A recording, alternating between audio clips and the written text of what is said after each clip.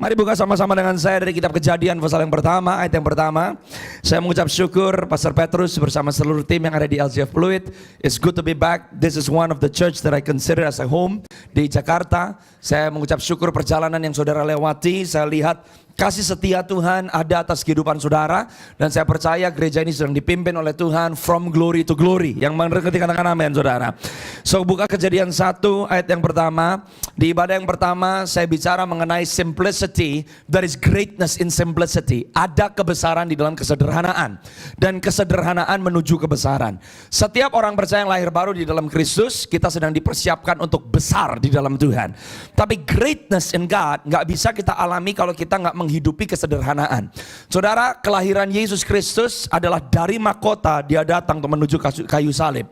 Kenapa dari mahkota dia datang ke kayu salib? Supaya kita beranjak dari kayu salib kepada mahkota. Yang mengerti katakan amin saudara. Now, mahkota adalah awal di mana Yesus datang dari kemuliaan menjadi sama seperti manusia supaya dia mati di atas kayu salib. Bayangkan saudara, seorang lahir tahu kenapa dia lahir, tahu kapan mati, tahu bagaimana dia cara matinya. Look at the way that Jesus lives. Dia hidup saudara-saudara dan saya aja yang gak tahu kapan mati, gimana cara matinya bisa stres, memikirkan tentang kematian. Yesus lahir di dalam keadaan dia tahu kapan dia mati, dia tahu bagaimana dia mati. He knows, but he lives a life victorious in God. Nah saudara dan saya, karena Yesus beranjak dari mahkota menuju kayu salib, salib bukan tujuan kita. Salib adalah awal. Tanpa salib kita gak bisa ke mahkota. Orang percaya lahir baru, kita memulai dari titik salib untuk menuju kepada mahkota. Jadi saya katakan di ibadah yang pertama, kerendahan hati, Anda gak bisa ngalamin kerendahan hati di masa terpuruk. Gak bisa. Orang yang rendah hati bukan rendah hati karena kamu ada di bawah. Orang rendah hati Anda harus ada di atas. Waktu saudara di atas memilih merendahkan hati, itu baru kerendahan hati. Orang babak belur, orang dihina, dicaci karena kesalahan sendiri, itu bukan kerendahan hati. Saudara dan saya lagi menuai apa yang kita tabur. Jadi nggak ada orang yang sungguh-sungguh menghidupi kerendahan hati tanpa saudara dan saya menjadi besar di dalam Tuhan. Nah, tapi kalau saudara dan saya tidak mengerti konsep kerendahan hati, saudara dan saya akan dihancurkan oleh karena kebesaran. Kerendahan hati selalu membawa kepada kebesaran. Kesederhanaan menuju kepada kebesaran. Ada kebesaran di dalam kerendahan hati. Ada kebesaran di dalam kesederhanaan. Itu khotbah saya di ibadah yang pertama. Di mana saudara dan saya tadi pagi saya share 5 prinsip tentang kerendahan hati. Saudara bisa direndahkan sementara. Tapi direndahkan sementara, keadaan Anda direndahkan oleh karena sakit. Mungkin Anda lagi ngalamin trouble yang Anda gak sangka-sangka. Ada masalah yang sulit yang sedang dialami di dalam keluarga. Ada masalah yang Anda sedang alami secara perekonomian. Anda direndahkan untuk sementara waktu. Tapi di dalam posisi keadaan di mana saudara direndahkan, kerendahan hati sedang dibentuk. Sebab waktu kerendahan hati dibentuk, Anda sedang dibawa kepada tempat tinggi oleh Tuhan. Yang mengerti katakan amin saudara. Your destiny adalah untuk memerintah bersama dengan Yesus. Dari mahkota kepada salib, supaya kita memulai dari salib, supaya kita ada bersama-sama dengan dia di tahtanya. That's your destiny. Jadi orang Kristen bukan hanya selamat supaya lepas dari api neraka masuk ke dalam surga. Absolutely not. Saudara dan saya diselamatkan supaya Anda dipermuliakan bersama-sama dengan Yesus. Karena pada mulanya Allah menciptakan manusia segambar serupa dengan Allah. Kenapa manusia diciptakan segambar serupa dengan Allah? Supaya manusia itu menjadi mitranya Allah loh. Supaya saudara berjalan bersama-sama dengan dia. Kalau Anda baca di kitab Kejadian pasal yang ketiga, ayat yang ke-8 secara khususnya nggak usah dibuka. Kejadian 1 ayat yang pertama saja. Kalau Anda lihat Kejadian pasal yang ketiga, ayat yang ke-8. Adam dan Hawa berjalan dengan Tuhan setiap hari. Ada companionship. Waktu Yesus mati di atas kayu salib, yang pertama terjadi, tirai yang memisahkan ruang kudus dengan ruang maha kudus itu terbelah. Jadi yang pertama direstorasikan adalah relasi kita dengan Tuhan. Supaya saudara dan saya kembali mendapatkan posisi kita pada awalnya sebelum manusia jatuh dalam dosa. Oleh sebab itu saya katakan, hak bebas bukan hak bebas untuk memilih apa yang kita mau. Saya tanya, waktu Tuhan memberikan kepada manusia free will, hak bebas dikasih ke manusia sebelum manusia jatuh dalam dosa atau sesudah manusia jatuh dalam dosa? Sebelum.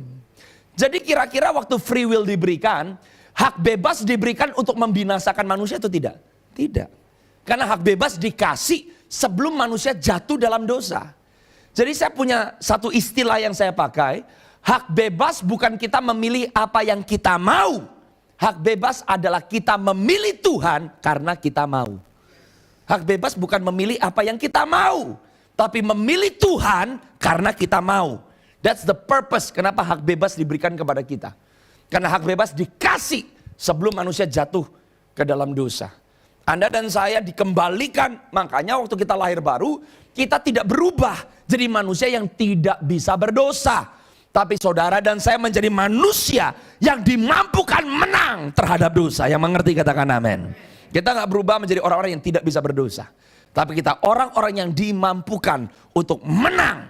Untuk memilih untuk menang terhadap dosa. Yang mengerti katakan amin. Kelahiran Yesus ke dalam dunia itu roadmap. Saya katakan tadi pagi, itu contoh, model. Karena saudara dan saya yang lahir baru gak cuma mengenang, oh ya Yesus engkau udah lahir. Alkitab tidak pernah mengajarkan untuk kita mengenang kelahiran Yesus. Anda gak pernah ketemu ayatnya. Dan gak ada gunanya mengenang Yesus sebagai bayi. Karena dia tidak akan datang lagi sebagai bayi. Dia datang sebagai bayi, pertama kali dia datang sebagai domba. Untuk disembelih, dia datang sebagai korban. Tapi nanti untuk kali yang kedua dia datang, dia tidak datang sebagai bayi. Dia datang sebagai raja yang menghakimi dunia, yang memerintah. Saudara dan saya akan melihat yang kedua, bukan yang pertama. Kalau sudah ngalamin yang pertama, saudara dan saya harus siap untuk yang kedua. Yang mengerti katakan amin. Waktu dia datang untuk kali yang kedua, yang dia cari adalah orang-orang yang mau dimuliakan bersama-sama dengan dia. Tapi tidak semua orang akan dimuliakan. Tidak semua orang akan mendapatkan tempat di samping dia. Not all. Anda bisa jadi anggota keluarga, tapi belum tentu kamu jadi mempelai Kristus. Hanya orang-orang yang hidup seperti Kristus. Kristus bagaimana dia hidup pertama kali di dunia. Cara berpikir, cara berlakunya, karakternya, wataknya. Yang terbentuk di dalam orang-orang percaya. Yang bukan hanya lahir baru, tapi jadi dewasa. Orang-orang tersebut akan dipercaya untuk memerintah bersama dengan Yesus selama-lamanya. Yang mengerti katakan amin. Bayangkan, Tuhan yang menciptakan mulut saudara, dia belajar ngomong. Tuhan yang menciptakan kaki saudara, belajar jalan. Tuhan yang menciptakan lidah saudara, belajar makan. Keren gak tuh? Kok itu bukan kerendahan hati apa? Siapa yang menciptakan kakimu? Tuhan Yesus. Dia datang sebagai baik, belajar jalan loh. He shows the path to greatness. Apa sih roadmap menuju kebesaran? Humility. Merendahkan hati. Merendahkan hati bukan karena dipaksa. Merendahkan hati karena memilih. Maka tadi saya bukaan di Filipi pasal yang kedua. Ayat yang 5 sampai yang 8. Dia memilih tidak menganggap kesetaranya dengan Allah sebagai suatu hal yang patut dipertahankan. Mengosongkan dirinya, taat, bahkan taat sampai mati di atas kayu salib. Baru diberikan kepada dia nama di atas segala nama. Humility will always lead to greatness. Jadi kalau ada orang bilang rendah hati tapi saya ngeliat hidupnya, gak ada perubahan, gak ada kemenangan, gak ada jiwa yang dimenangkan, gak ada perbaikan, kamu gak humble, kamu lagi rendah diri. Biasanya yang rendah diri orang gagal, yang rendah hati orang berhasil. You need to know the difference. Yang mengerti katakan amin saudara. Makanya saya katakan tadi setiap orang percaya, the simplicity. Yang simple tentang iman kita apa sih? Menjadi serupa dengan Yesus. Hal yang besar dari iman kita apa? Menyatakan kemuliaan Kristus.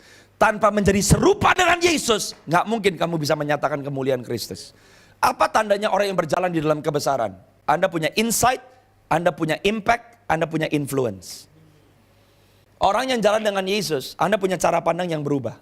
Jiwamu sehat. Apa yang dunia anggap sepele, kamu anggap penting. Yang dunia gak bisa lihat, kamu bisa lihat. Makanya Anda bisa kasih pengharapan di tengah-tengah dunia yang lagi hilang pengharapan. Setiap orang percaya yang rendah hati, Anda dibawa besar, semua yang Anda lakukan dengan hidupmu, pekerjaanmu, keluargamu, talentamu, karuniamu, Anda bisa memberikan dampak, impact.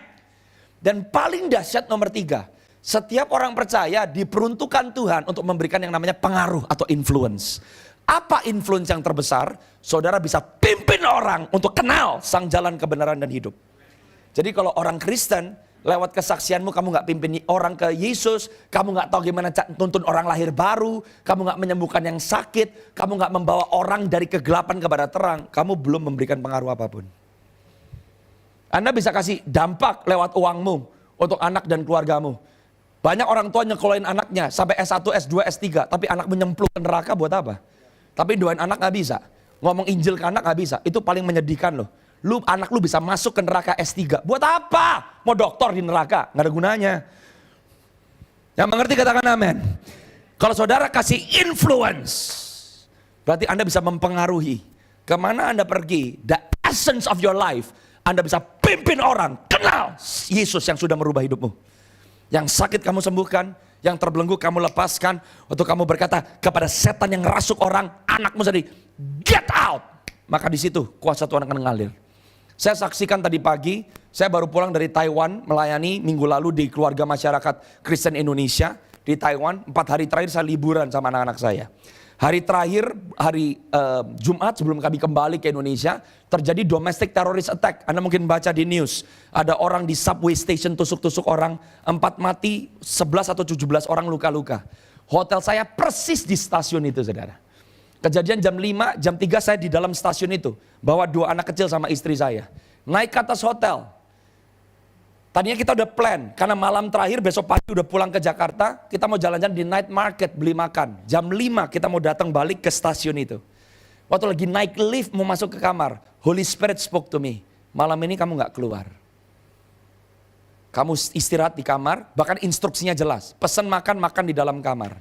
Saya pikir, Roh Kudus, you know maybe I'm too tired atau anak-anak saya terlalu capek. Saya bilang sama istri saya, kita udah plan mau jalan jam 5 nanti ke night market, naik MRT itu, saudara. Saya nggak tahu kenapa Holy Spirit told me, saya bilang sama istri saya, kita harus stay malam ini di kamar, nggak boleh keluar. Nanti kita pesan makan, makannya di dalam kamar. Ternyata kejadian itu. Setelah saya baca news, saya bersyukur, saudara. You know kalau orang jalan sama Roh Kudus, kamu lagi liburan pun liburanmu dituntun Roh Kudus loh. Kamu nggak perlu takut. Saya tuh lagi ngebayangin, sampai di Jakarta saya tetap ngerenung kemarin. What if saya jam 5, saya di dalam stasiun tuh lagi dorong stroller anak saya. Orang-orang lagi lari ketakutan, kalau sampai anak saya terpisah dari saya gimana? Anak-anak saya keinjak-injak sama orang-orang yang lari kalang kabut gimana? Tapi Roh Kudus tahu. Kalau orang percaya mengerti Anda berjalan bersama dengan Tuhan, Anda gak perlu takut. Kalau sampai lagi liburan aja keselamatanmu dijaga sama Tuhan. Apalagi tentang masa depanmu. Apalagi tentang kebutuhan saudara. Selama engkau hidup, kalau Anda hidup untuk Tuhan, Tuhan yang menjamin hidup saudara. Yang mengerti katakan amin. Come on, Kejadian 1 ayat yang pertama. Saya mau ngomong hari ini tentang kedatangan Tuhan. Di mana dia lagi mencari orang-orang yang menjadi serupa seperti dia. Goal saudara jadi mempelai. Kejadian 1 ayat yang pertama, ayatnya. Pada mulanya Allah menciptakan langit dan bumi. Kata favorit saya di ayat yang pertama, sebetulnya rencana Tuhan dalam hidup manusia itu di 1 ayat Kejadian 1 ayat 1. This is all the gospel ada di sini. Dahsyat nggak? 1 ayat Injil ada di sini. Di mana ayatnya? Kata favorit saya adalah kata dan. Kenapa saya suka sekali dengan kata dan? Karena kata dan pada mulanya Allah menciptakan langit dan bumi. Kata dan adalah kata penghubung. Kata dan adalah kata relasional. Kata dan adalah kata koneksi. Kalau saudara mau lihat Hebraically, kita masuk ke 5786. Huruf alfabet orang Yahudi 6 adalah vav, patok. Yang menarik saudara, ayat Kejadian 1 ayat yang pertama, kata ke-6 huruf pertama di bahasa Ibraninya adalah vav. Makanya sadar nggak saudara, salib itu kayak patok. Dia dipaku di atas kayu salib, tapi salib itu sendiri itu seperti patok. Makanya waktu Yesus mati, yang pertama terjadi, tirai yang memisahkan ruang kudus dengan ruang maha kudus, itu terbelah dari atas ke bawah. Manusia tidak pernah diciptakan terpisah dari Tuhan sejatinya. Pada mulanya Allah menciptakan langit dan bumi, relation. Bumi tidak pernah diperuntukkan terpisah dari langit. Makanya Tuhan harus jadi manusia. Kalau dia nggak jadi manusia, dia tidak bisa menyelamatkan manusia. Tidak ada Tuhan yang lain selain Yesus yang jadi seperti kita. Banyak agama menuntut kita seperti Tuhan. Kalau kita beda, Tuhan jadi sama seperti kita. Makanya dahsyatnya waktu Anda ketakutan, Anda berdoa kepada Tuhan, dia bukan Tuhan yang tidak pernah merasa ketakutan. Dia pernah merasakan ketakutan. Ibrani 2 dong ngomong, supaya waktu Anda ketakutan, dia bisa kasih tahu kamu, aku berserta dengan kamu. Anda pernah dikhianati, dia juga pernah dikhianati. Dia Tuhan yang jadi seperti kita. Supaya apapun yang kita lewati, Tuhan bilang, aku tahu yang kamu lewati, karena aku berjalan bersama dengan kamu. That's Christianity. Kekristenan adalah hubungan. Bukan kita yang dituntut.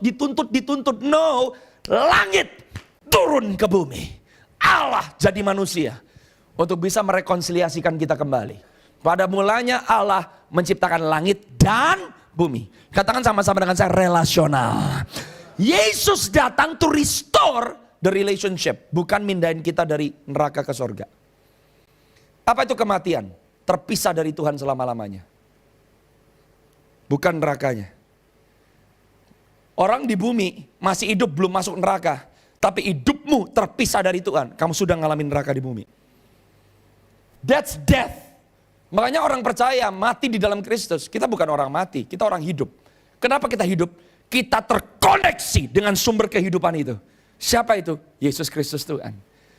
Buat orang percaya mati hanya pindah tempat. Tapi relasi kita dengan Tuhan gak bisa dipisahkan. Makanya Paulus bilang, apa yang bisa memisahkan kamu dari kasih Kristus? Pedang, penyakit sampar, apa yang bisa memisahin kamu? Nggak ada yang bisa memisahin kamu dari kasih Kristus. Yang mengerti katakan amin. Orang tahu realita ini, you can live with confidence daily. Sekarang Wahyu 22 ayat 17. Sebelum nanti saya mau kasih sama saudara the love story, bagaimana saudara dan saya dipersiapkan menjadi mempelai Kristus. Wahyu 22 ayat yang ke-17. Lihat nih, Alkitab itu konsisten.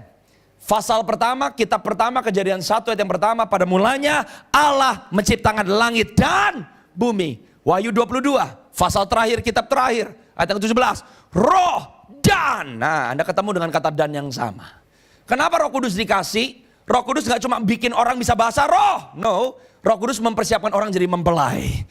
Roh Kudus nyapin orang-orang yang diselamatkan oleh Yesus supaya saudara dan saya pun bisa dimuliakan bersama-sama dengan Yesus.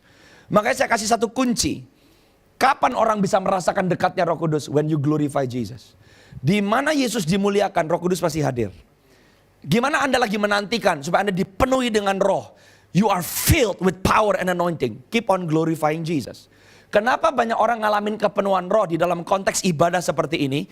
When Jesus is glorified, the Holy Spirit comes. Waktu Yesus dimuliakan, Roh Kudus turun. Yang mengerti katakan amin. Roh Kudus kenapa turun? Nyiapin kita dari jadi pengantin. Sebab roh dan pengantin perempuan akan berkata, come. Barang siapa yang mendengarnya hendaklah ia berkata, marilah. Barang siapa yang haus hendaklah ia datang. Barang siapa yang mau hendaklah ia mengambil air kehidupan dengan cuma-cuma. Roh Kudus diberikan dalam hidup saudara dan saya karena dia yang nyiapin kita jadi mempelai Kristus. Roh Kudus yang memampukan Tuhan Yesus membangkitkan Tuhan Yesus dari antara orang mati untuk mentaati kehendak Bapanya. Demikian pula roh yang sama yang memampukan Yesus diutus untuk kita supaya kita pun menjadi sepadan dengan Tuhan Yesus Kristus. That's the goal. Jadi di masa Natal ini kalau Anda cuma malam kudus, nggak ada guna. Ngapain? Kamu mau ngelahirin kelahiran Yesus tapi Yesus nggak pernah lahir dalam hidupmu, nggak ada gunanya. Dan kalau kamu benar-benar menghormati kelahiran Yesus, Anda rindu dan Anda mau didewasakan untuk menyambut kedatangannya untuk kali yang kedua. Karena kalau saudara nggak siap untuk kedatangannya untuk kali yang kedua, kamu tidak menghormati kelahiran Yesus. Kok ini cuma acara, nggak ada gunanya, sama sekali nggak ada gunanya, betulan. Kita bahkan mengajarkan, Yesus berkata, kamu ingat kematianku. Kita nggak pernah diminta mengingat kelahiran Tuhan Yesus. Makna kelahiran Yesus, dia mati, dia bangkit dan dia naik. Tanpa itu nggak ada gunanya dia lahir. Kita pertama mulai lahir baru, tapi udah terima Yesus masuk ke gereja, nggak pernah jadi dewasa seperti Yesus dan tidak dimuliakan dengan Yesus. Rugi loh saudara. For what? Karena yang dia tebus bukan tempat, yang dia tebus adalah identitas kita yang hilang pada mulanya. Sekarang tolong buka buat saya Kejadian 24. Ayat yang pertama, saya akan mulai di sini. Saya hari ini mau cerita sama saudara, bagaimana Roh Kudus mempersiapkan mempelai. Di masa Natal ini sebelum masuk 2026, saya mau mengajak LGF Church, tanya sama diri sendiri. Sudahkah saya siap untuk kedatangan Kristus untuk kali yang kedua? Kalau enggak kamu cuma ngelewatin Natal lepas Natal, nanti tahun depan kepahitan lagi, benci Tuhan lagi, morat-marit lagi, keluarga morat-marit, keuangan morat-marit, nggak bisa jadi dewasa, nggak bisa mimpin orang. Ya Tuhan kasihanilah aku terus, berantem di gereja, cari gereja lain. Enak hidup kayak begitu. Alamin dong Kristus yang makin dewasa dalam hidupmu. Apa yang kamu lakukan berdampak. You have power, Anda punya insight, Anda punya impact, Anda punya influence. Nah kalau Anda lihat di Kejadian 24, ayat yang kedua. Saya mohon maaf ya, saya sampai sedih loh. Pastor Santo tadi saya naik, Pastor Santo berkata, saya bilang Pastor ini luar biasa nih, gedung udah mulai dibangun ya. Puji Tuhan, Pastor Petrus juga bilang gedung mulai dibangun. Saudara tahu nggak, tempat ini sedang disiapkan oleh Tuhan. LJ lagi disiapin Tuhan loh. Tapi saya sedih waktu tadi dikatakan oleh pastoral team, ada orang pastor semenjak pembangunan pilih nggak datang ke gereja. Kenapa? Karena parkirnya lebih jauh. Dalam hati saya pengen gue gampar Kristen kayak begini. Setengah kilo jalannya kagak. Dan kamu nggak mau datang ke gereja hanya karena jalan lebih jauh. Tapi kamu bilang terima kasih Yesus yang datang ke bumi dari sorga demi aku. Kamu nggak menghargai kedatangan Tuhan sama sekali loh. Nggak apa-apa pastor. Pas pembangunannya jadi, orangnya di dalam juga disaring oleh Tuhan. Kalau Anda percaya lawatan, you prepare. Emang berapa lama sih ini pembangunan akan terjadi? Setahun paling? 6 bulan, 8 bulan, tapi buahnya kekal. 8 bulan suruh jalan parkir lebih jauh kagak mau. Itu menunjukkan Kristen yang kerdil gak sih? Kita ini Kristen kerdil, yang gak tahu diri. Menderita dikit gak mau. Maunya semuanya serba enak. Mau teater, nonton di Avatar di Century 21, jangan kemari. Kalau kamu adalah anak-anak Tuhan, God is preparing a bride. He will come as king. Dia lagi nyari orang-orang yang mau dimuliakan bersama dengan dia. Di mana setiap langkah-langkah hidupmu kamu menyatakan Kristus. Ngalamin badai nggak apa-apa. Tapi apa yang dipercaya oleh Tuhan di tanganmu jadi dan berhasil. Kamu bawa buah jarahan. Menyatakan Kristus. Sampai kamu ketemu dengan dia muka ke muka. Lihat nih ya. Kalau Anda lihat di Kejadian 22. Ishak dipersembahkan loh. Di atas altar. Aduh. Seorang bapak melakukannya, gambaran bapak surgawi yang menyerahkan Yesus di atas altar untuk kita. Anda baca Kejadian 22, ayat yang ke-17 dikasih janji. Abraham, karena aku tahu hatimu, keturunan akan menduduki pintu-pintu gerbang musuh.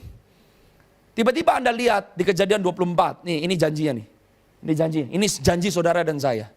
Kenapa Yesus lahir dalam hidupmu? Nggak cuma mindahin kita dari satu tempat ke tempat lain. Dia janjikan bersama dengan aku, kamu tidak pernah ditinggal. Selama saudara dan saya hidup, kita berkemenangan di dalam Kristus. Apa yang kita pegang, dipegang oleh tangan kita akan dibuat Tuhan jadi. Kenapa? Sebab bumi harus penuh dengan kemuliaan Tuhan. Sama seperti air memenuhi samudera raya. Kembali ke Kejadian 24 yang pertama. Nih, lihat cerita saudara dan saya yang dipersiapkan jadi mempelai Kristus. Saya minta saudara cek di masa Natal ini. Kamu cuma bayi rohani, atau saudara dan saya mau jadi mempelai Kristus.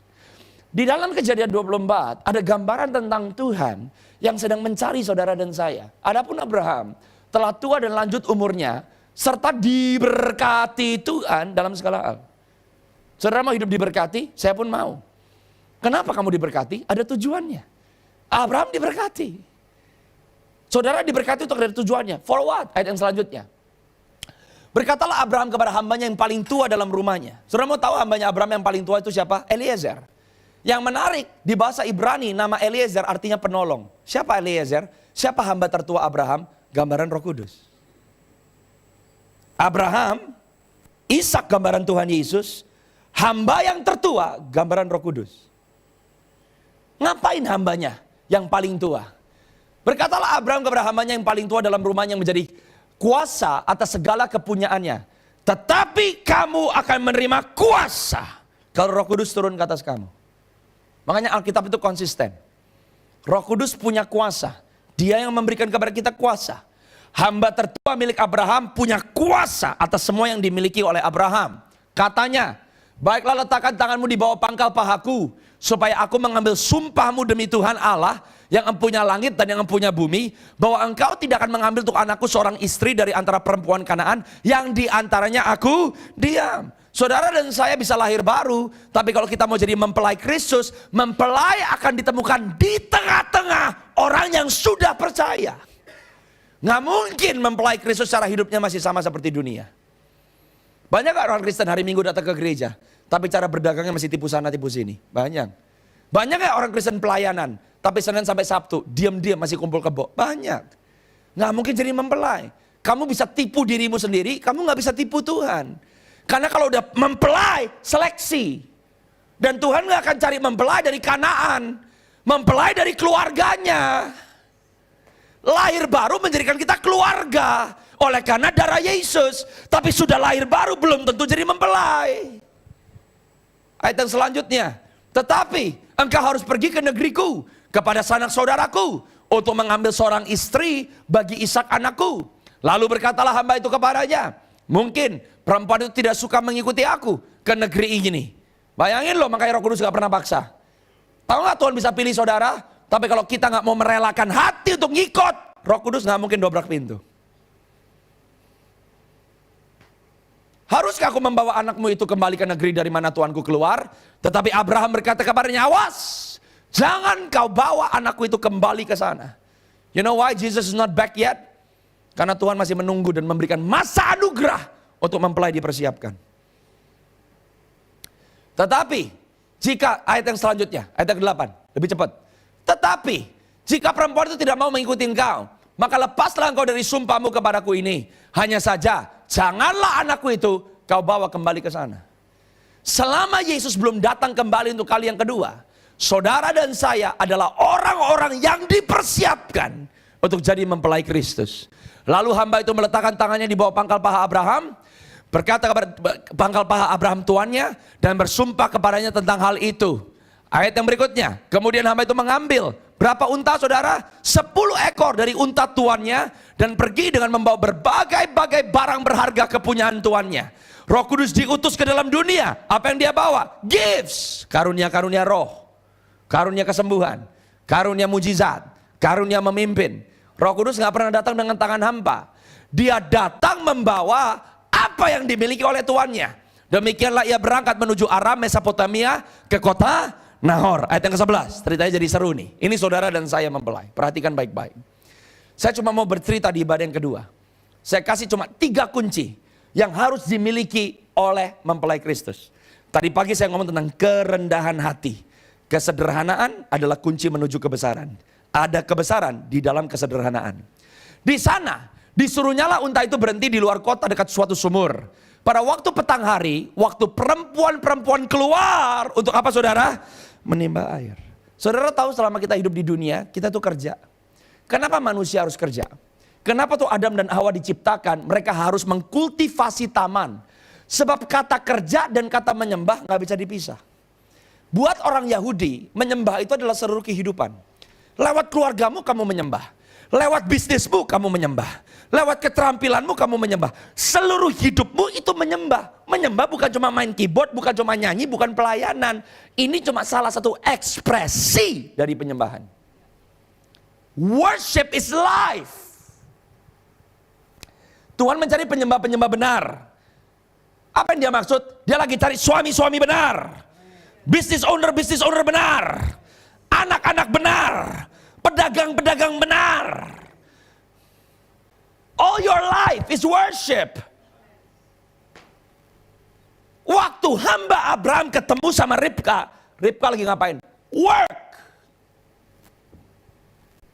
Saya percaya semakin Yesus mau datang, gereja bukan gigit jari nungguin di gereja kapan Tuhan datang. Yang penting gue hidup gue ya nggak usah lah, pelayanan aja lah, gereja aja lah, uang berantakan, ekonomi That's not worship. Itu sekte. Ngapain pelayanan jago tapi keluargamu berantakan? Pelayanan jago, keuanganmu berantakan. That's not worship. Ada tempatnya nggak untuk datang doa bersama-sama? Ada.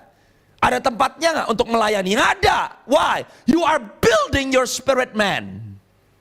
Itu bagian dari disiplin-disiplin rohani. Lihat ayat yang selanjutnya. Lalu ia berkata, lihat nih hambanya Abraham berdoa. Siapa yang mengajarkan saudara saya berdoa? Roh Kudus. Roh Kudus yang mengajarkan kita bagaimana berdoa, Roma 8. Lalu berkatalah ia, Tuhan Allah Tuhanku Abraham, buatlah kiranya tercapai tujuanku pada hari ini. Tunjukkanlah kasih setiamu kepada Tuanku Abraham. Di sini aku berdiri di dekat mata air, dan anak-anak perempuan penduduk kota ini datang keluar untuk menimba air. Kiranya terjadi seperti ini.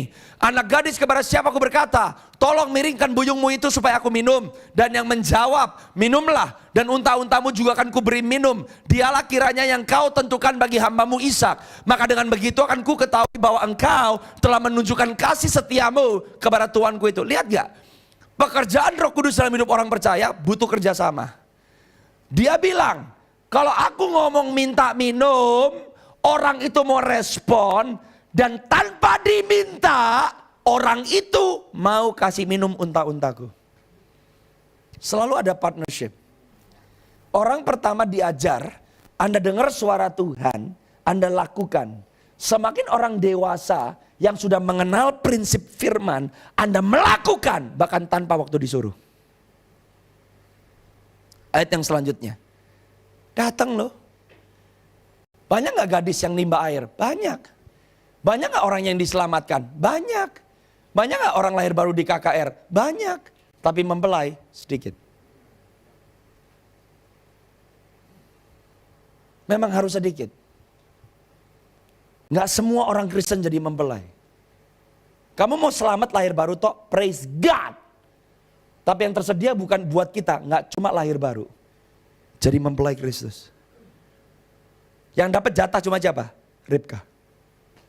Sebelum ia selesai berkata, maka datanglah Ribka yang lahir bagi Betuel, anak laki-laki Milka, istri Nahor, saudara Abraham. Buyungnya dibawa di atas bayunya.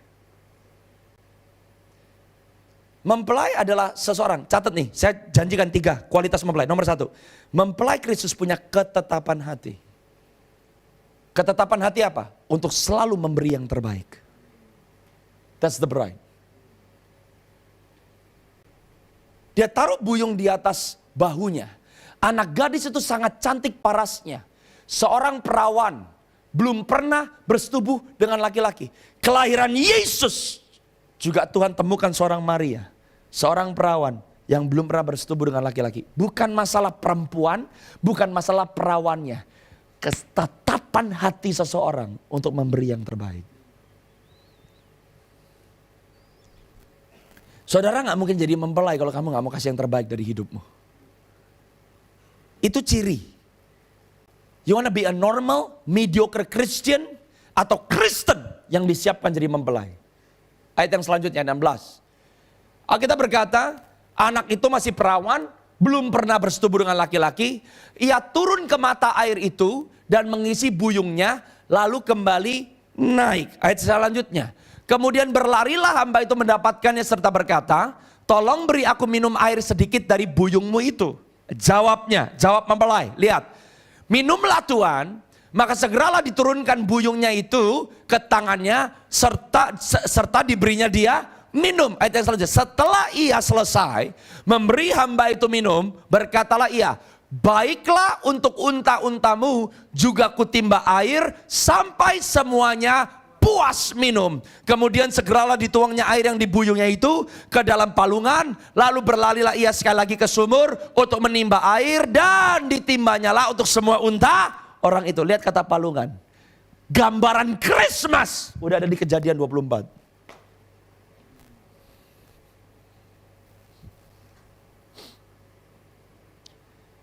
Hati yang nomor 2 yang dimiliki mempelai. Bukan cuma ketetapan hati untuk memberi yang terbaik. Nomor 2. Murah hati. That's the sign of the bride of Christ. Anda bisa bayangkan, di zaman itu nggak ada pompa. Hamba Abraham datang sama berapa unta saudara?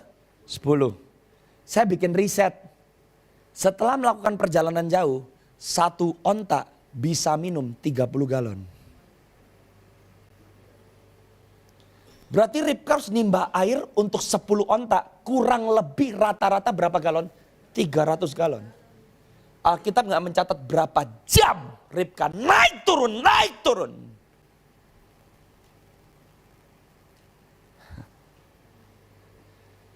Kalau ditanya, berapa banyak mau jadi mempelai Kristus? Saya! Mau bayar harganya?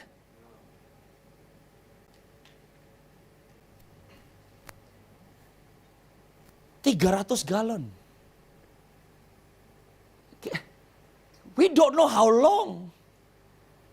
4 jam? 5 jam? 6 jam?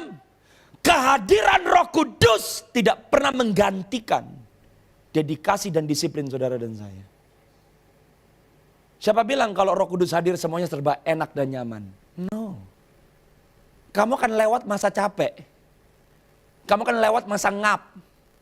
Kamu akan lewat masa ngos-ngosan. Tapi waktu lagi capek, ngap, ngos-ngosan, Roh Kudus kasih kekuatan yang baru. Dia nggak bikin kamu nggak ngalamin rasa capeknya loh.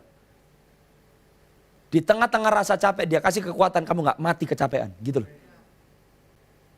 Mempelai Kristus nggak melawan ketidaknyamanan. Ayat yang selanjutnya, next, ayat 21.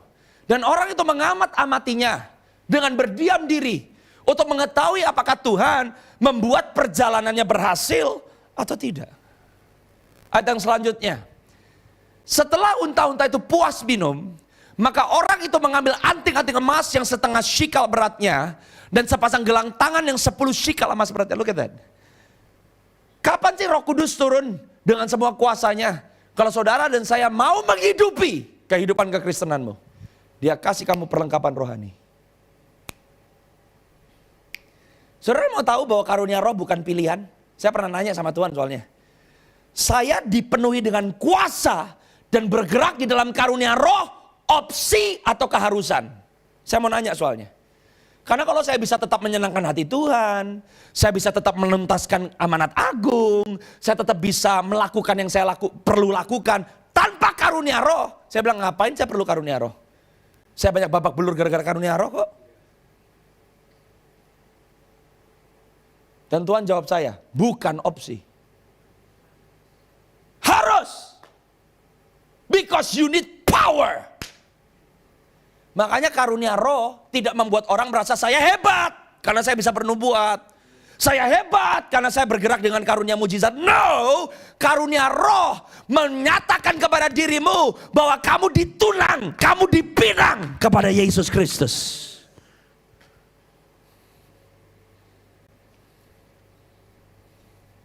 It's not an option. You want to be the bride? Dia udah kasih the gifts, jangan ditolak. Saudara tahu zaman itu kalau orang udah dikasih perempuan, dikasih anting, dikasih gelang, dengan kata lain orang itu sudah milik orang lain. Karunia roh gak bikin kamu merasa kamu super power, no. Malah karena karunia roh bekerja yang kamu tahu bukan kamu, tapi karena roh Tuhan yang besar membuat kamu sadar hidupmu bukan punya kamu lagi, hidupmu punya orang yang udah minang kamu dan bukan manusia biasa, Tuhan segala Tuhan. Ayat yang selanjutnya, hamba Abraham berkata, anak siapa engkau? Baiklah katakan kepadaku, adakah di rumah ayahmu tempat bermalam bagi kami? Lalu jawabnya kepadanya, ayahku Betuel, anak Milkah, yang melahirkannya bagi Nahor. Lagi kata gadis itu, baik jerami, makanan unta, banyak pada kami. Tempat bermalam pun ada. Lalu berlututlah orang itu dan sujud menyembah Tuhan. Mempelai Kristus selama engkau hidup, engkau diperlengkapi dengan kuasa yang maha tinggi. Untuk bikin apa? Bikin dampak. Hidupmu berguna untuk orang lain. Kamu murah hati. Kamu punya cinta kasih. Dan kamu perlu karunia yang datang dari tempat yang maha tinggi. Coba lompat buat saya poin yang paling terakhir. Kejadian 24 ayat 58. Akhirnya saudara, hamba Abraham dibawa masuk ke dalam rumah Ribka. Oh ini dahsyat, ini dahsyat. Kejadian 24 ayat yang ke-58.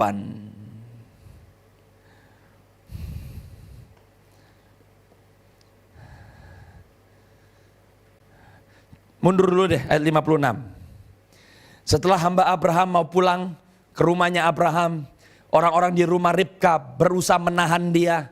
Tapi dia berkata, janganlah tahan aku, sedang Tuhan telah membuat perjalananku berhasil. Lepaskanlah aku, supaya aku pulang kepada tuanku. Ayat 57-58. Kata mereka, Baiklah kita panggil anak gadis itu dan menanyakan kepadanya sendiri. Tetap ditanya, mau ikut gak? Mau pergi gak? Ayat yang ke-59, 58. Lalu mereka memanggil Ribka, berkata kepadanya, maukah engkau pergi beserta orang ini? Jawabnya apa saudara? Mau. Nomor 3, mempelai Kristus punya kerelaan hati. Anda harus punya ketetapan hati, kemurahan hati, kerelaan hati. Ada harganya? Ada. Ribka harus tinggalin keluarganya. Dia harus tinggalin kenyamanannya. Dia harus tinggalin kebiasaannya. Calon suami belum pernah ketemu. Saudara, dan saya nggak tahu hari esok seperti apa. Anda sudah terima janji, tapi seringkali yang Anda dan saya lihat bertolak belakang dengan janji yang kita terima. Tapi mempelai Kristus adalah orang yang lebih memilih untuk percaya meskipun belum melihat. Relakan hatimu. Coba lompat ke ayat yang 60. Ini dahsyat. Tadi sempat dibuka ya. Ayat yang ke-60. Bam.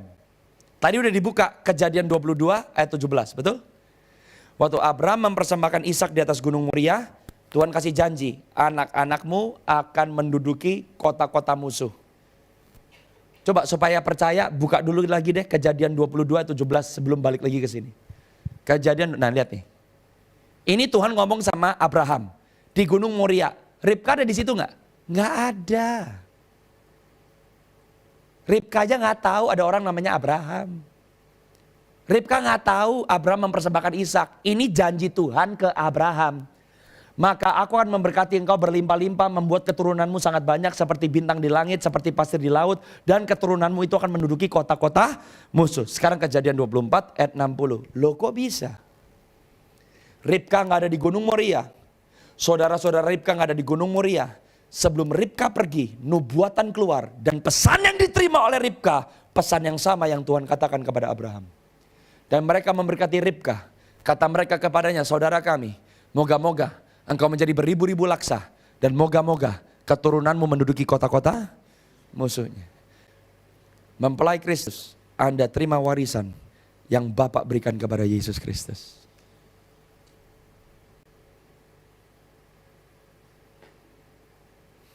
Jadi untuk Tuhan jawab kepentingan keuanganmu terlalu sepele. Apa yang Yesus lakukan, saudara dan saya bisa lakukan. Apa yang Bapak janjikan kepada Yesus, it's yours.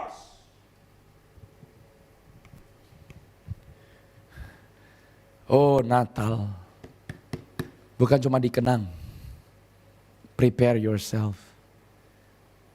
Saya tutup di 3 ayat terakhir, tolong dibuka buat saya. Dari ayat yang ke-61 sampai ayat yang ke-67. This is our future. Ketetapan hati, kemurahan hati, kerelaan hati. Lalu berkemaslah Ribka beserta hamba-hambanya perempuan dan mereka naik unta mengikuti orang itu. Demikianlah hamba itu membawa Ribka lalu berjalan pulang. Lihat nih ya, love story. Adapun Ishak telah datang dari arah sumur Lahai Roi. Ia tinggal di tanah Negeb. Orang Kristen gak cuma nunggu rapture. Hidup udah kayak preman, angkat aku Tuhan, lepas dari masa sulit. Itu pengecut tuh, pecundang yang ngomong kayak begitu.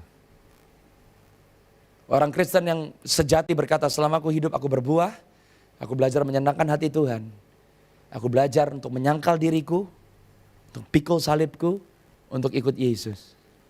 Saudara yang sedang mempersiapkan diri dengan pertolongan Roh Kudus, pakai semua yang Roh Kudus sudah kasih, otoritas, kuasa, karunia. Ribka lagi dibawa kepada pengantin laki-lakinya. Ishak pun lagi jalan, dia ngeliat Ribka. Menjelang senja Ishak sedang keluar untuk berjalan-jalan di padang. Ia melayangkan pandangannya, maka dilihatnya ada unta-unta datang. Ribka juga melayangkan pandangannya. Dan ketika dilihatnya Ishak, turunlah ia dari untanya. This is your destiny and mine.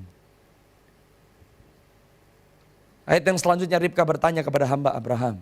Siapakah laki-laki itu yang berjalan di padang ke arah kita? Jawab hamba itu, dialah tuanku itu. Lalu Ribka mengambil telekungnya Dan bertelekunglah ia. Telekung itu ngomong tentang apa? Dia menutupi wajahnya. Ini gambaran apa? Baju mempelai. Ayat yang selanjutnya. Kemudian hamba itu menceritakan kepada Ishak segala yang dilakukannya. 67 ayat yang paling terakhir. Alkitab berkata lalu Ishak membawa Ribka ke dalam kemah Sarah ibunya. Mengambil dia menjadi istrinya. Ishak mencintai dan demikian ia dihiburkan setelah ibunya meninggal. Apa yang menanti saudara dan saya? Yesus Kristus yang akan datang kembali untuk kali yang kedua. Mengambil tangan mempelainya untuk masuk ke dalam perjamuan kawin anak domba. Saya janji ayat yang paling terakhir. 1 Korintus pasal yang ke-13. Ayat 11 sampai 13. Masa Natal ini tolong cek. Saudara dan saya cuma anggota keluarga atau dipersiapkan jadi mempelai. You know, saya gak pernah ngerti ayat ini. Sampai saya baru ngerti Christmas tahun ini. Ketika aku kanak-kanak, aku berkata seperti kanak-kanak, aku merasa seperti kanak-kanak, aku berpikir seperti kanak-kanak. Sekarang sesudah aku menjadi dewasa, look at that. Anda tahun lepas tahun ngerayain Natal, tapi jadi makin dewasa atau enggak?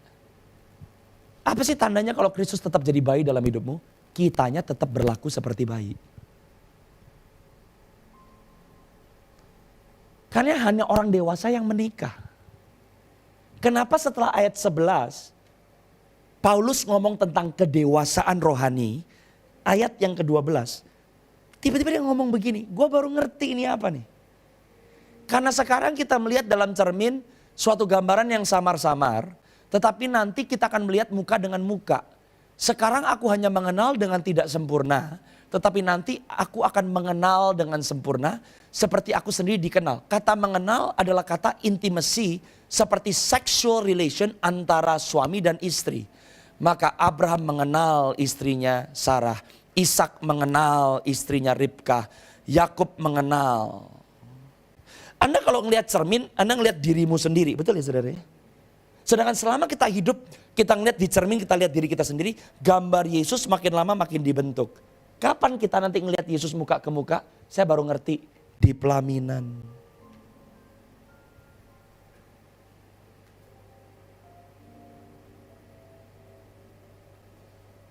Tempatmu gak cuma masuk ke surga, tempatmu sampai di pelaminan.